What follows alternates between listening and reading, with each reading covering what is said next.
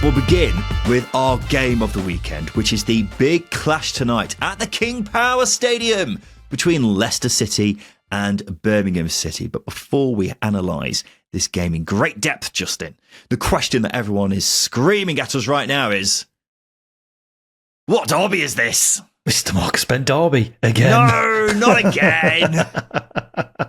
We could make a Marcus Bent derby every single week, I think, because he's played. Because he's played for just about everyone, hasn't he? No, it's the Robbie Savage derby. It just had to be. There's actually been a lot of crossover between these two. I was very surprised. You've got Robbie Savage, Damari Gray, Emil Heskey. Yeah, that's a nice one to forget. That's a lovely one. That is. Yeah, that's really proper, nice one. Proper football era. That is. Proper Barclays, that. I forget he ever used to play for Birmingham. I guess they're not a million miles apart, are they? So, but still, a lot more than I was expecting in terms of the crossover between these two. And Robbie Savage was the standout one for me. Forest Green manager now, isn't he? Was he still at Macclesfield? Is Forest Green? He's Forest Green manager. I don't know if he's doing well, but I've seen a couple of clips of him with the camera and in the selfie position with the fans. So he's making himself centre of attention, and that's all you can ask for from Robbie Savage. I think I'm going to do really well at Forest Green. That kind of vibe. But yes, this game is such a big deal, isn't it, Justin? And that is why we're going to be reacting to it straight after this game, because you can join us live on YouTube tonight for our instant reaction after the final whistle to hear us discuss the game. You can ask us questions as well as we break everything down in what promises to be a fascinating contest. If you can't join us, do not worry. You can still watch it on YouTube afterwards, or if you prefer to just listen to the audio version, that pod will be available wherever it is you're listening to us right now. But a very intriguing game, this, Justin, of course. Newly promoted side facing a newly relegated side. Always a fascinating game anyway, especially this early on in the season. But this is no ordinary newly promoted team, is it? Both have aspirations to be in the Premier League again and make Robbie Savage proud. They've both had decent starts in terms of their results, with Birmingham on 7 points, Leicester on 6. But I would probably say, in terms of the performances, this may very well be a meeting between the side I've been the least impressed by so far and possibly the most, because Birmingham have come flying into the Championship, just carrying on where they left off in League One. As I've said repeatedly, far from impressed with Leicester, despite the 2 wins from 3. Yeah, I think the most telling thing is they've had some really different performances. Obviously, flattered to deceive in the first half against Sheffield Wednesday.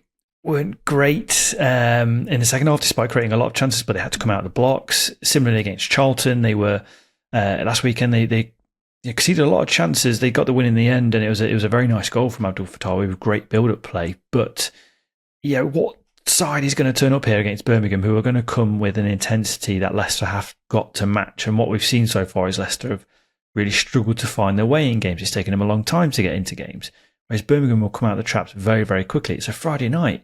It's a game under the lights. Even if it's at the King Power Stadium, Birmingham will come with energy, because it just feels like they're trying to prove a point to everybody that despite having all of this money, they're going to match anybody. And that's a very, very good thing. They're not relying on the quality of the players to get them through their games. They're relying on the intensity, the pressing, the aggression. And I worry if Leicester are going to be able to match that. Yeah, I'm not sure Birmingham are definitely the team I've been most impressed by, but I think they're definitely up there. Maybe if I had to think about it, I'd possibly put 1 or 2 ahead of them. But I can definitely say Leicester are the one I've been the least impressed by, though, considering the names in the squad, considering the money that's been spent on that squad over the years.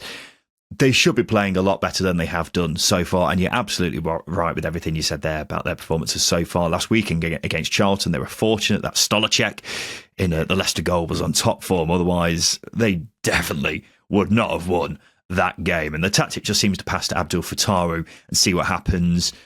Not a bad tactic, considering he's obviously very talented, and we saw what he did last weekend.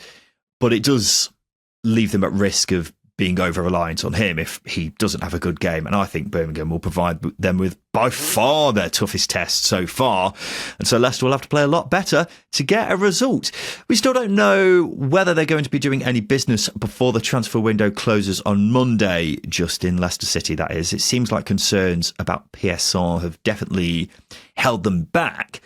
But they've sold the likes of Casey McAteer and James Justin for big money. Victor Christiansen also appears to be on his way to Nottingham Forest.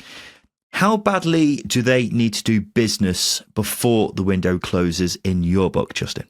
Well, I've just got the squad list in front of me, and one of the complaints we had last weekend was relying on two 16-year-olds, two very talented 16-year-olds, but it's not really something you want to be doing because ultimately they're going to be inconsistent, not going to fly every game.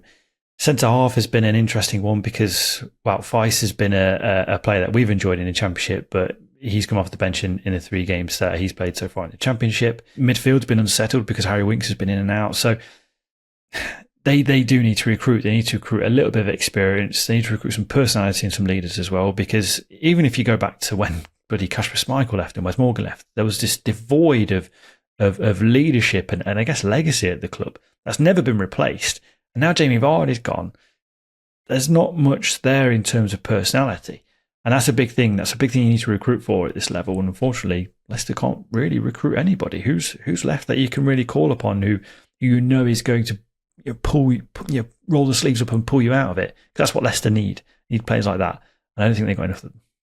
Well, they've got Bilal El Khanous, haven't they? Who looked like he was leaving for Crystal Palace, but now doesn't look like he will be. So maybe he'll play this weekend. Not too sure, but he's certainly got a lot of talent. We all know that.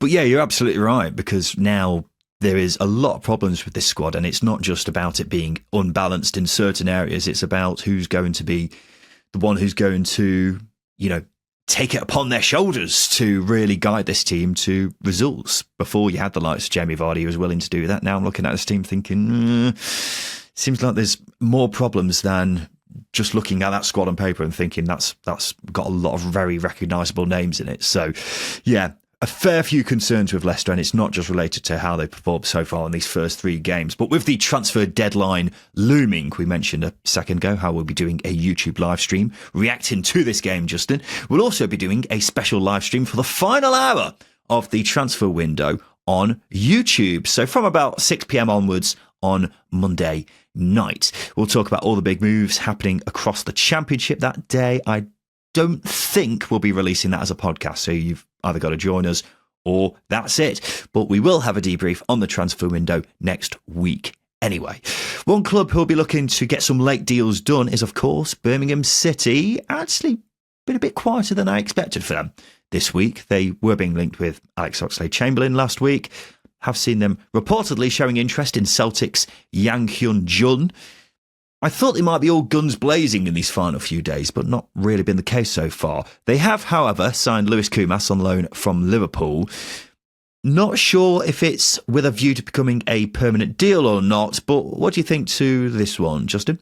He's an exciting player. He is, because he's got bags of potential. I know we've discussed him previously. That his loan spell at Stoke last season was mixed. It was, but he was young. It was his first season out. He's going to be inconsistent. But with Birmingham, you've got a team here and a club that has given opportunities to young players. I mean, Jay Stansfield came in on loan just a couple of seasons ago, paid big money for him last season. Still only 22, so it is still a platform where you can go and express yourself. It really, really is. So it's exciting. He adds depth across the attacking positions, and if needs be, I don't think they'll ever need him, as a number 9 of sorts. But he can play there as well because he's got the physicality to do it. So yeah, ticks a lot of boxes. Ticks a hell of a lot of boxes, and it's a good bit of depth there. I'm not sure about the physicality because I think he, as I said before, he needs to get on the weights a little bit, but he's definitely got the pace to trouble defences. And you're right, I think he played a lot more than he expected when he was at Stoke last time out. But from what I've been reading from Birmingham when they've announced this move, it sounds like Chris Davis is a big fan of his, so wanted to get him on board. And the one area of concern I had with Birmingham is on the wing. As we say, have been linked with a couple of wingers this past week. So I'm guessing Kumas has been brought in to try and resolve that. So yeah, I'm interested to see how he gets on, especially if Chris Davis is a fan of his and how much he plays as well, because I think he's definitely got a lot of potential. And if it is with a view to a permanent move, not sure if it is or not, then it could definitely be a very shrewd bit of business for the Blues. Who's winning this game? Justin, Leicester City versus Birmingham City tonight at the King Power. I expect the atmosphere to be brilliant. I expect it to be a ferocious game, but I expect it to be a low-scoring one. But I think Birmingham might nick it. I think Birmingham might nick this one. I think it'll be, as I say, I think it'll be a clean sheet to one of the teams. I'm siding with Birmingham, though. Yeah, I am definitely going to side with Birmingham in this one. I cannot say it enough. I've been so unimpressed by Leicester so far, and if they play like they have done, I think they're there for the taking for a team as good as Birmingham are. They might not have Jay Stansfield for this one, but they've got so much quality and depth that it softens that blow fairly significantly. I think if they stay at tight as the back as they have done so far, I would struggle to see Leicester breaking them down, because Birmingham haven't been giving many chances away at all, despite just the one clean sheet so far. So, yeah, I definitely fancy Birmingham for this one to get a big scalp very early on in the new season. Right, it's now time for this.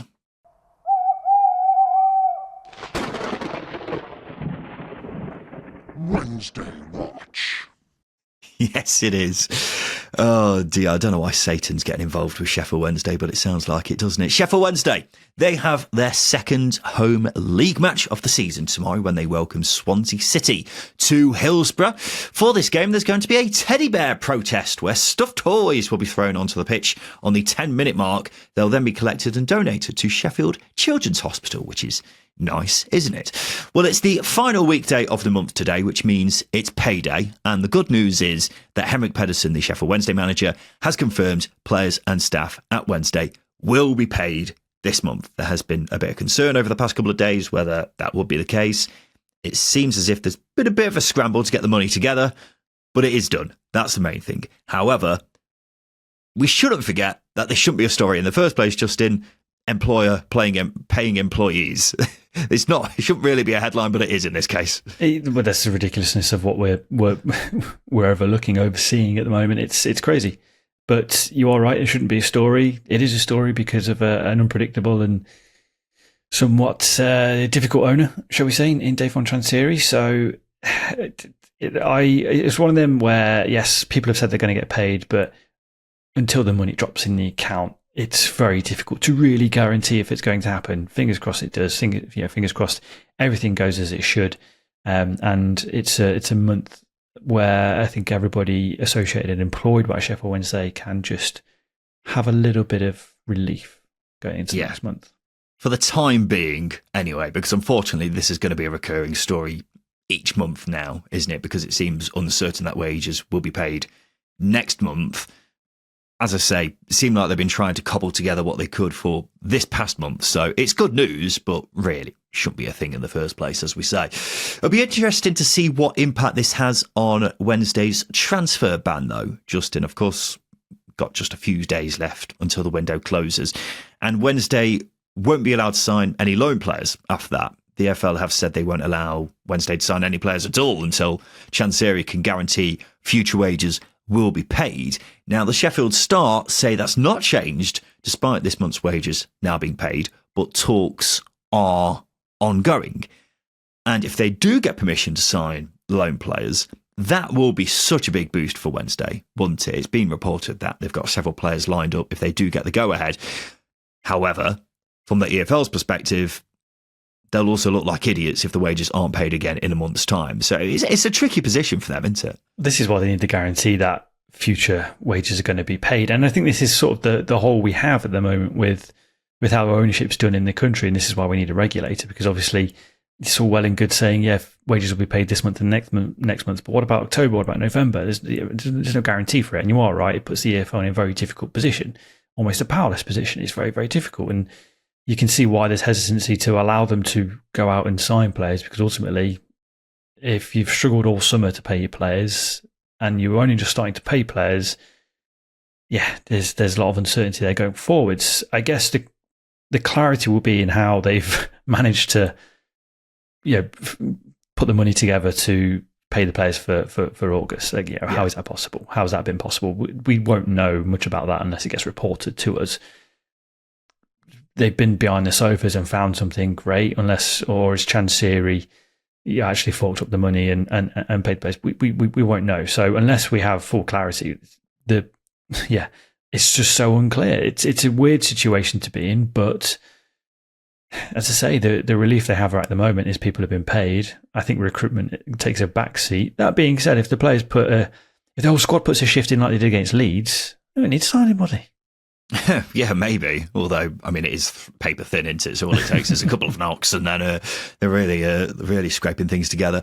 I mean, it's good news that people are getting paid, obviously, because people have got bills to think of, that kind of thing. But at the same time, when the wages don't get paid, it does really massively put the spotlight on Sheffield Wednesday, doesn't it? And when they do cobble it together, it's a bit like, okay, they've managed to survive for now, but are we just kicking the can down the road? That's kind of how it feels, doesn't it? Mm-hmm. And that's why I'll reiterate this point. It's just so important that fans do what they can to restrict money going into the club, because it shouldn't be a case where we're having this, our wages going to get paid this month, every single month. It's when Chansiri took over Sheffield Wednesday, he took on that responsibility of making sure that the wages were paid, and now he's not doing that.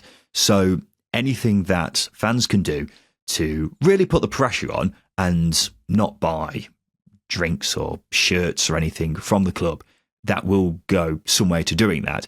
Yes, it may mean a pain for the staff and the players and what have you, but I think it is important that fans keep on doing that, because that's the only way you're going to make Chansiri hopefully shift. But, you know, how that's going to happen, I don't really know in the short term anyway. How do we think this game's going to go, just in Sheffield Wednesday versus Swansea tomorrow? It's interesting. Obviously, they're coming off the back of such a mood-boosting win against Leeds, despite being on penalties. Great result nonetheless. Of course, we had the same thing against Leicester, where Sheffield Wednesday went into the game against Stoke off the back of an incredibly good performance, despite losing. So it's hard to see. It's hard to say, you know, which team will sort of show up and turn up. Will it be the one that gets punished in the first couple of minutes, as it did against Stoke, or will it be the one that started the Sheffield Wednesday game, or the one that put in a shift against Leeds? We don't know, but I think this is a nice fixture. I'll be kind to Wednesday, and I think it might be a draw. I think the Wednesday players have done themselves proud so far, and have definitely earned more than just the 1 point they've got on the board in the league. Obviously, they've done fantastically well in the cup, but in the league, I think the results haven't necessarily reflected the performances. Swansea have been pretty dull so far. They've got the lowest XG, but also the lowest XG against, which sounds about right for a squad which looks very bottom heavy on paper. So, yeah, I agree with you. I won't be surprised if this one fizzles out into a draw. I think if Wednesday are going to get any wins with this current squad, it's going to be earlier in the season while their legs haven't been run into the ground, because obviously there's no rotation that you can possibly do at Wednesday, considering how the squad's looking. So maybe this is Wednesday's chance. We'll see. Maybe this could be their first win of the season, and possibly only win for the foreseeable future. I'm not sure how many better chances they'll have than this coming up, because, as I say, Swansea haven't really pulled up many trees so far. Wednesday, while the legs are still somewhat fresh at the start of the season, this may be their chance. Justin, we'll have a quick break. After that, we'll talk about some more of the games coming up this weekend, as well as a hell of a lot of transfer news. Hello everyone, just a quick one for me. We're currently running a survey to get a grasp of all your viewing habits here on YouTube. If you take the time to answer a few questions, you could be in with the chance of winning a PlayStation 5. All you need to do is hit the link in the top right-hand corner of this video to get involved. Go on, click it. Click it. Click it. Thank you. Welcome back to the Second Tier Podcast. It's the preview show, so it's time for us to have a look ahead to the weekend. And in each preview episode of the Second Tier, Justin and I will each pick a banker, a team we think is guaranteed to win this coming weekend, as well as an outsider, so someone we think is going to win but is bigger odds with the bookies than their opponents. We're tracking how we do it as the season goes on. It's 1 point for a correct banker, 2 points for an outsider. Whoever loses has to do a forfeit, which we've now decided the loser of this year's predictions is going to have to go full Frank Lampard fanboy for the day. This was sort of inspired by a message we had from Matt Good a couple of weeks ago. So the loser of this season's predictions will have to do a full day dedicating all their love to Frank Lampard. And of course, it will all be captured on video, so no one's going to miss out. How do you feel about that, Justin, now it's finally been decided? Yeah, Fair enough. I have no bitterness towards Frank Lampard. This is a walk in the park. Contrary to what Coventry fans believe, no, nothing from me. I'm all smiles. There's a lot of recorded evidence over the years, which would say a lot different, but it's all good fun, isn't it? It's all right. Yeah, okay. Well, we'll see how you feel about that when you're having to bow down at his shrine that's going to be installed in your room after you lose the predictions this year. The current scores look like this. It's 4-2 to Justin Peach. He drew a blank last week. I got 1 point with my banker of Birmingham to beat Oxford coming in, so I'm aiming to close that gap even more this weekend. Perhaps even go ahead. We shall see. But we'll kick things off with Justin's banker, shall we? Justin, let us all know what your banker is for this weekend, please, dear boy.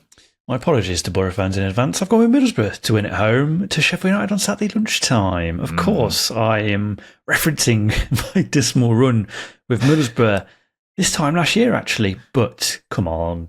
It's the form team in the league against the team most out of form in the league in Sheffield United.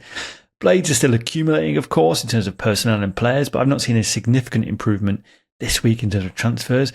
I need to see it to believe it. So, yeah, this will be same but different for Sheffield United in a sense.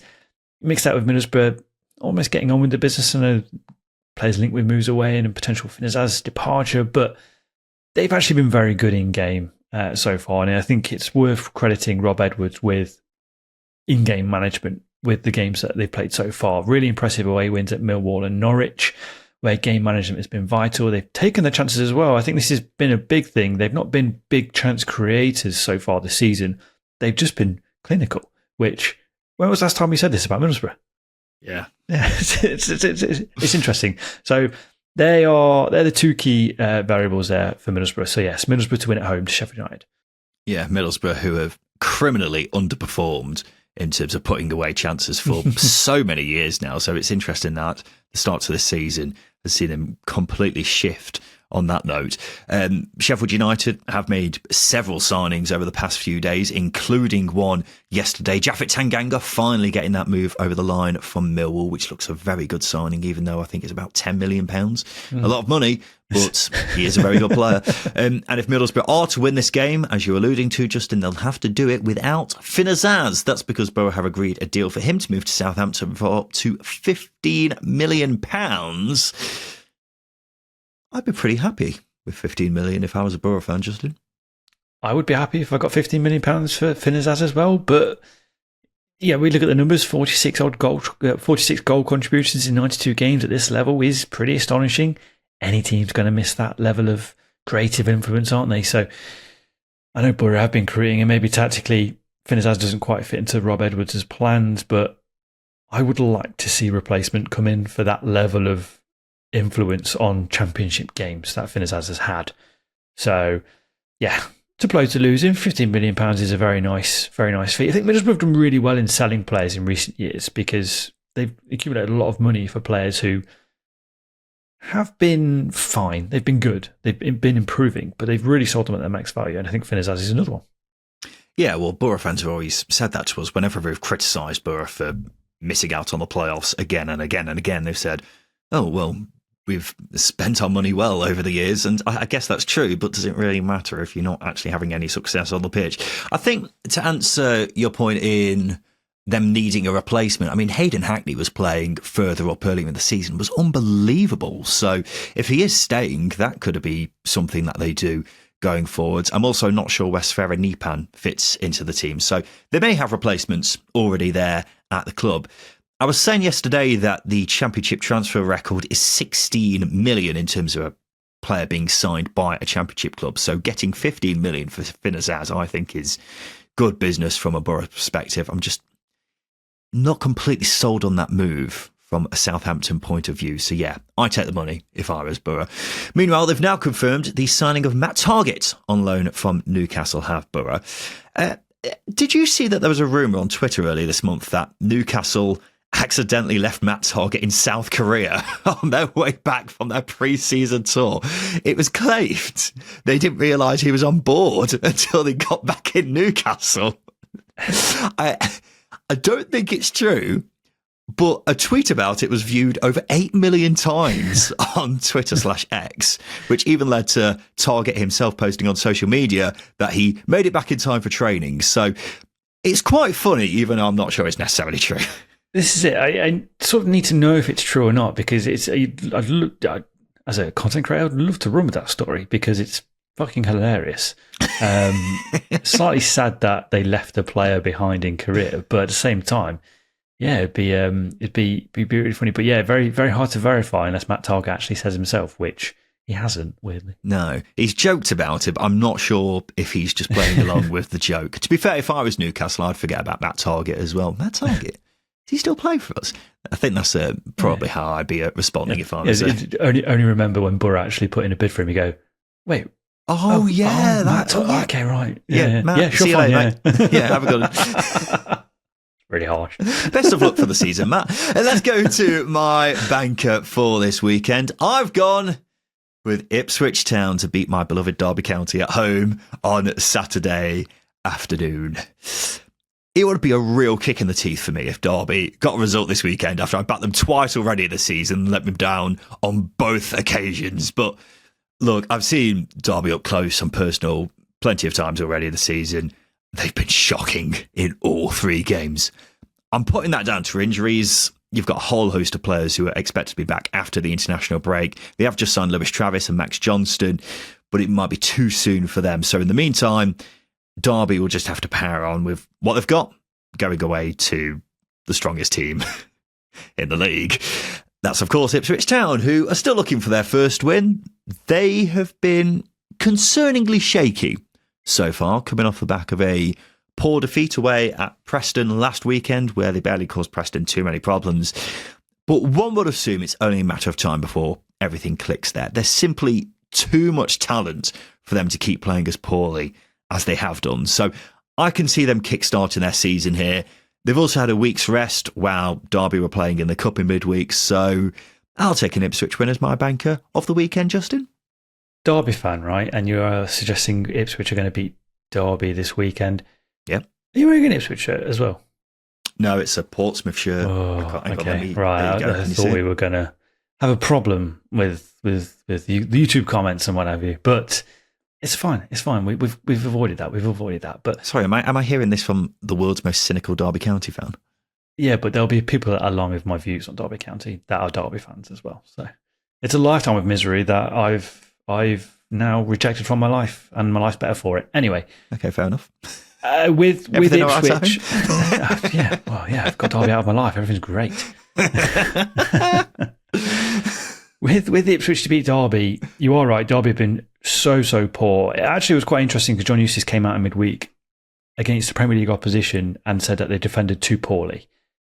He's not said that yet, despite them defending incredibly poorly in each of the three games they've played so far.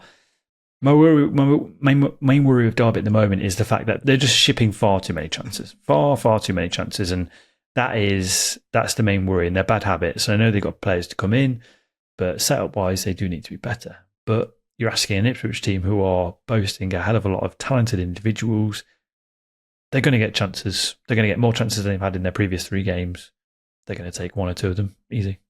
Yeah, I was thinking that with Ipswich's performances so far, the last thing they would want is to be coming up against a John Eustace side, which is typically going to be stubborn. But then I was thinking back to Danny Batt running in treacle and Dion Sanderson's rash decision-making, and I suddenly thought to myself, yeah, I think Ipswich will be fine, actually.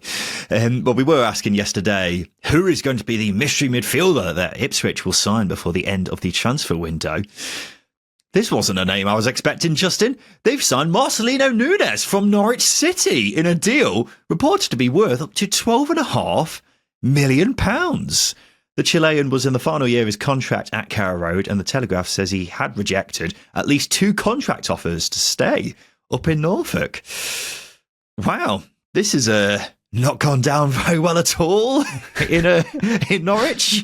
Yeah, can you imagine why? Of course it would. Losing a player to your rivals is painful, especially in the context that he's rejected 2 contract offers and he's pushed for the move himself, per reports.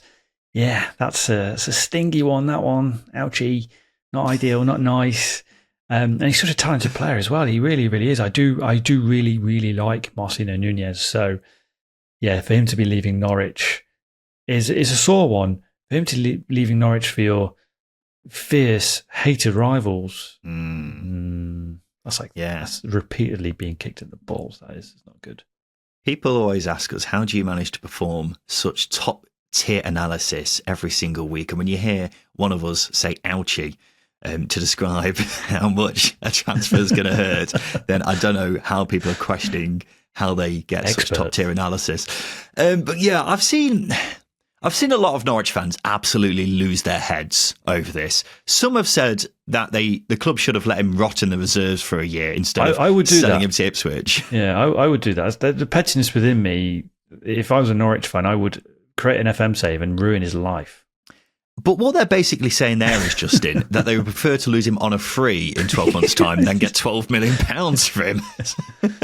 I don't know, it's painful losing a really good player to your big rivals, but that's just insane, saying you'd rather lose him on a free than get £12 million for him. This is tribalism talking at its height, isn't it? Like you'd rather him just be with the under-23s and it not benefit your club in any way whatsoever than go to your rivals.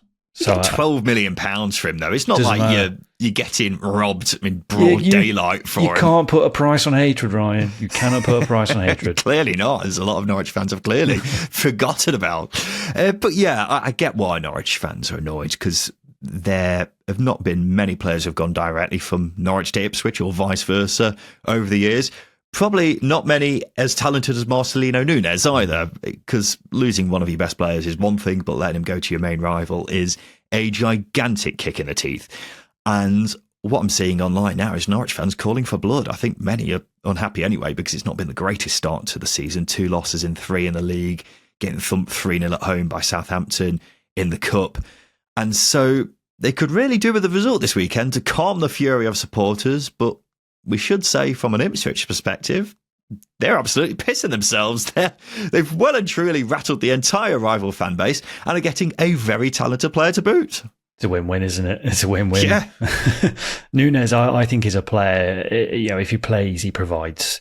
He missed a quarter of last season through injury, and I think if that wasn't the case, I think Johannes Hofterup might still be in a job, because he was so influential at his all-round midfield play, to be honest with you. He's creative, he's technical, he's robust, he's got energy.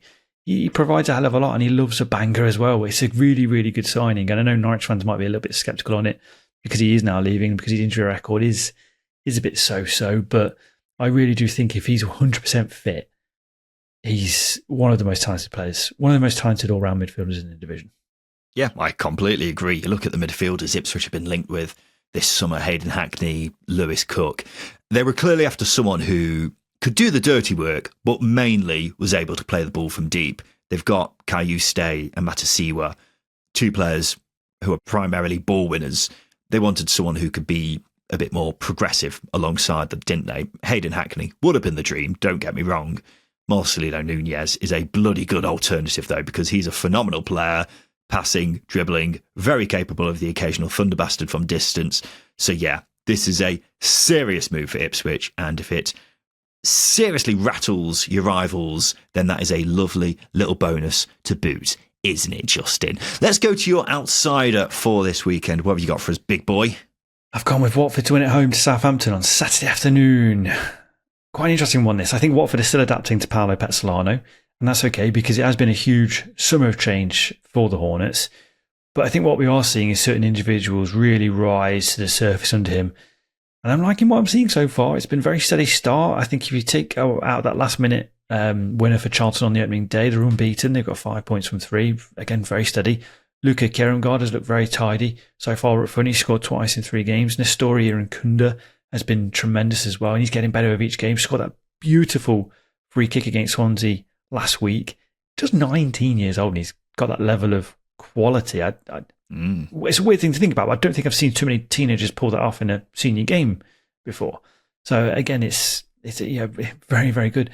Kevin Gaben has looked steady as well in defence, and as I say, they're unbeaten, or they would be unbeaten if it wasn't for that last minute winner. They looked solid, they looked organised, and they've had exciting moments. So I think that creates a very, very tidy set of variables for a team who have been stuttering, like Southampton. Yeah, Aaron Kunda does look like a very, very exciting player, doesn't he?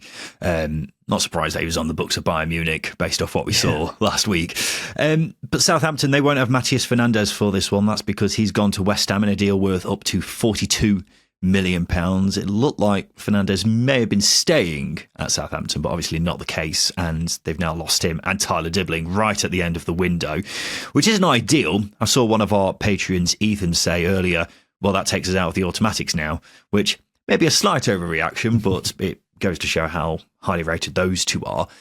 As mentioned a second ago, they have got Azaz coming in to replace Fernandes. They're also getting Tom Fellows from West Brom for around £10 million, which is a very interesting one as well, isn't it, Justin? I think it's a very good signing. I'm definitely more impressed by the signing of Tom Fellows than I am of Azaz. Yeah, I think Fellows provides much more pace, much more directness in the final third, and it's something that Southampton I don't think have right now, not to the extent of the skills and qualities that Fellows possesses anyway. He did drop off in the second half of last season for West Brom, but creatively in the first half of the season he was amongst the best. He got 14 assists overall last season, which was his first breakout season. He made 35 starts, which was the most, it was way more than he did previous season. He's 22 years old. He's got a very high ceiling, I think. Yeah, I'm a big fan of it, and I think him being added to the squad ahead of this game, if that's going to be the case, might change the outsider look a little bit, but you can't really bank on that. But it's a very, very good signing nonetheless. I'm not sure he'll be included in this game, but I'm the same as you. I really like Tom Fellows. I'm surprised West Brom are letting him go for just 10 million. That seems to be on the cheap side for me, because as far as long-term prospects go, I think he's one of the best in the division. Only just turned 22, loads of room to grow. I'm surprised he hasn't moved to a Premier League club, because I do think he's got all the capabilities to be a very good winger in the top flight at some point. So yeah, very impressive move, and I entirely agree with what you were saying as well. I think this move is more of a dial mover for me than the Azaz one. I think it's also a lot better value for money than the Azaz deal too. Watford have been getting some business done themselves. They've signed former Leicester midfielder Nampalys Mendy on a free transfer. He left Lens earlier in the summer. A very Watford signing, this one, Justin. Yeah, don't get me wrong, Watford have had a very good summer of recruiting young, up-and-coming players who have got a very high ceiling of potential. Nampalys Mendy it's a bit of a throwback for the Watford of old, where they will sign a player you've completely forgotten about who's in their 30s. It's just very much one of them signings, your Ogbonas, your Sissoko's sort of thing. Livermore. Yeah, you fucking hell. Yeah, exactly. It ticks the Watford box of their random signing of the summer. He's got to add depth in the midfield, but I can't tell you what type of player he is. I don't think Leicester fans could tell you what type of player he is either. He came in the season after Conte left, N'Golo Kante left. So was he a direct replacement for him? I don't know, but look, there's depth there. He's quite small. That's all I can really add there. Yeah, Nampalys Mendy is one of those names I had to Google because I get my Mendy's mixed up. It's a very easy thing for me to get wrong. And then I was like, oh, it's the one who was at Leicester. And then I was like, he was only at Leicester for a little bit, though, wasn't he? Because I don't remember him playing that much there. He was there for 7 years. At some point, he earned a new contract. How on earth has that happened? He started just 65 league games in the entire 7 years, and he's now 33. Spent most of his time on the bench last season with Lens. So, yeah, not exactly a dial mover for me. It's going to be fun at some point seeing a midfield of him and Moussa Sissoko, because it's going to be like watching a game in slow motion, I think, watching those two play together. But this is it. If this was 2016 when both players were in their pomp, then wow, incredible. But that was 9 years ago. Yeah. That's why I'm not sure.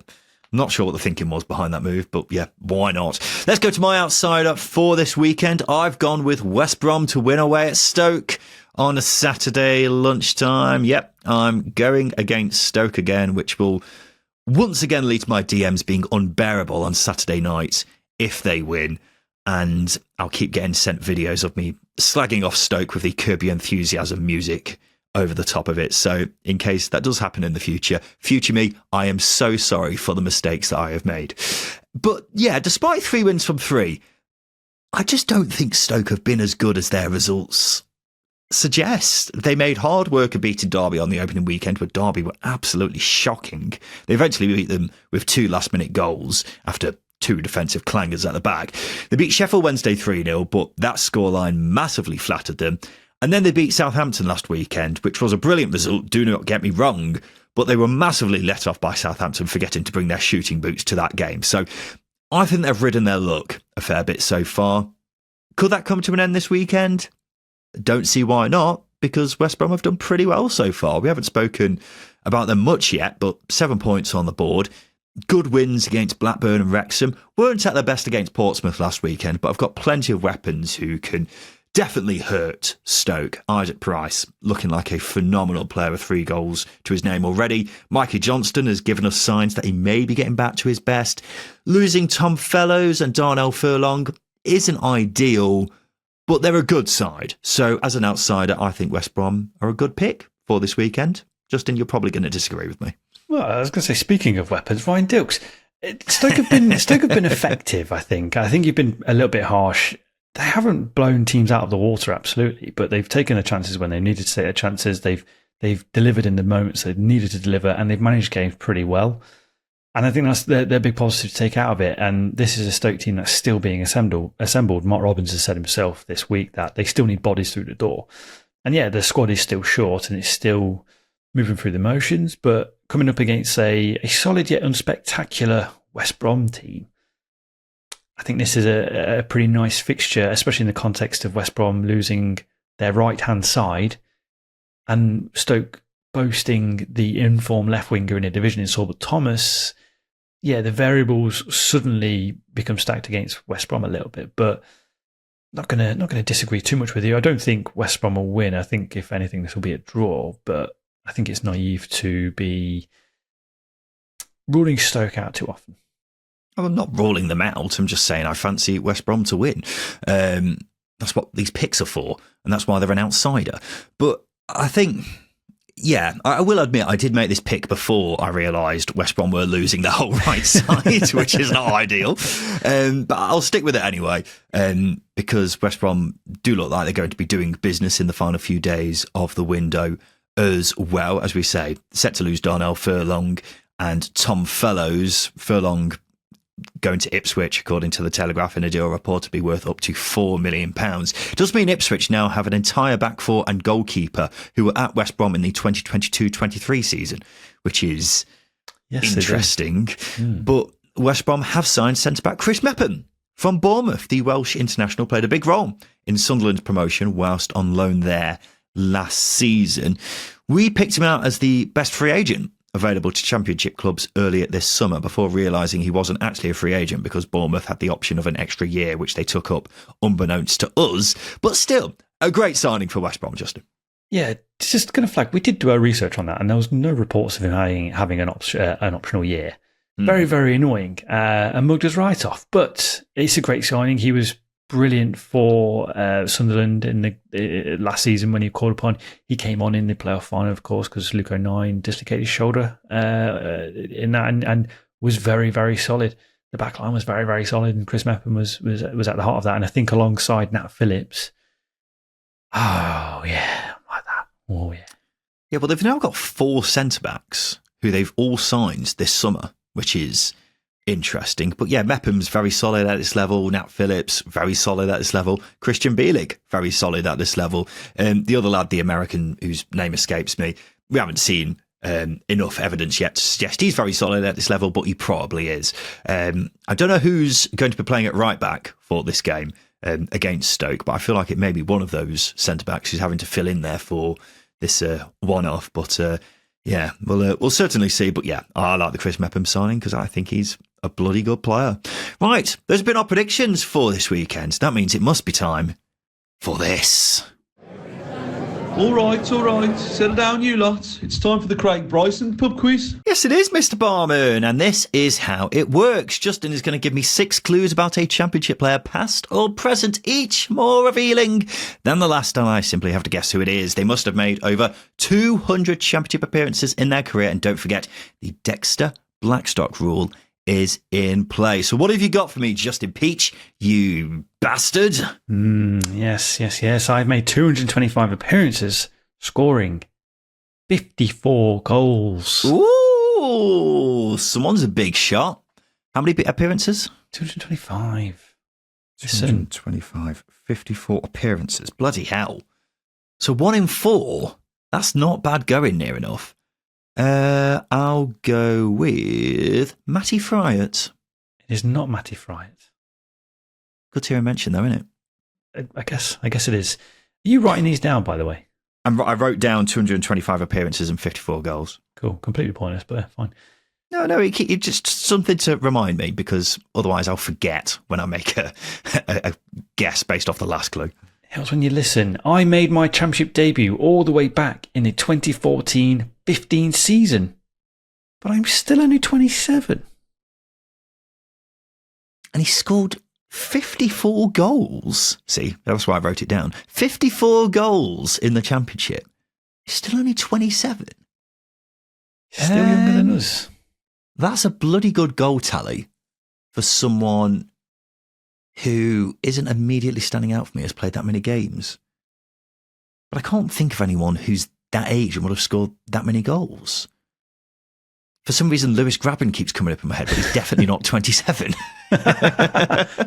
He wishes. No, I'm going to move on to the next clue, Justin, please. Okay, the next clue is I've played alongside Joe Gomez, Roger Johnson, Nick Pope, and Aaron Moy. Okay. Well, I think those first 3 you all mentioned there played for Charlton. Aaron Moy, as far as I'm aware, the only club he's played at in the Championship is Huddersfield. Was it in the Championship, all of them? But that's an extra clue, right? How dare you? Okay. Well, it's a very vague clue then, isn't it? I don't know. I'll go with, how about Carlin Grant? Piss off. Piss right off.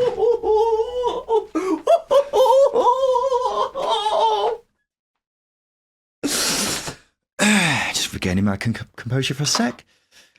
I'm so good at this game. Justin, how about you reel off the rest of the clues for us while I just have a moment to calm down? I've accumulated £17 million worth of fees so far in my career. I've played for Cardiff, West Brom, Huddersfield and Charlton in the Championship. And the final clue is, despite joining West Brom in 2020, I've played for the Baggies 145 times. I am just so smart, aren't I? I thought Joe Gomez, Roger Johnson, Nick Pope would be red herrings. Why? Because Gomez and Pope both play in the Premier League, and Roger Johnson has played for Birmingham. He's played for... He did play with Wolves. Roger Johnson at Charlton, didn't he? Yes, it was at Charlton. And Aaron Moy was obviously on the books at City, so I was hoping that maybe you might go, he might be an academy player from this too. Well, when you did all that, I was just trying to think of Charlton strikers when they were in the Championship, and I mean, Charlton haven't been in the Championship much in the past 10 years, have they? So it was a pretty slim pickings after that. And then, I mean, the other person who only came to mind there was Lau Taylor, but he's also not 27. So he didn't leave me with many other options, unfortunately, Justin. But yeah, what a fantastic showing that is from me. I'm just really, really good at this game. Yeah. Mm-hmm. Who'd have thought? Got 2 wrong last year, but yeah. Excuse me? Sorry? What did you just say? I no. Yeah, that's what I thought. Coward. I tell you what, 1 in 4 though, pretty much. Yeah, 1 in 4 ratio for his goals. He's pretty good going. He's stat padded in two of his several seasons in Championship. He scored a lot of goals at Huddersfield in 1 season in Championship. I don't have it written down in front of me. And then he scored in his first season with West Brom in the Championship. Again, scored a lot of goals. Since then, it's been Yeah. Far between. I thought he was going to go on to be an unbelievable player. And the fact he's 27, I thought he was actually younger than that. So, yeah, it's a bit of a shame, really, because his career probably should have gone better than it has done. But quite a few players, and I mean this with no disrespect to West Brom, quite a few players have gone to West Brom and seen their careers go downhill after moving there in the last 3 or 4 years, haven't they? Yeah. Yeah, they've been picking up the pieces since as well. But Colin Grant, actually, when he has played, he does deliver, mainly under Carlos Corberán and a little bit under Tony Mowbray, but he does contribute, and he's been shifted out to the left-hand side as well. He's still a very good player. I think Derby were linked with him earlier in the summer, and I was like, ooh, that tickles my pickle. But there you go, ladies and gents. Colin Grant's this week's Craig Bryson pub quiz, and this has been the Second Tier Preview Show. We'll be back again on Sunday. Actually, no, we won't, will we? We'll be doing our live stream tonight, where we'll be reacting to Leicester v Birmingham City. So make sure you join us on YouTube to chat to us live, reacting to that game. Alternatively, you can just get our reaction fresh in your podcast feeds on Saturday morning / Friday night if you want to stay up really, really late. But otherwise, we'll be back again on Sunday to look at all the rest of the Championship action from across this weekend. But this has been the Second Tier Podcast. I've been Ryan Dilks. I've been Justin Peach. And a big thank you for listening.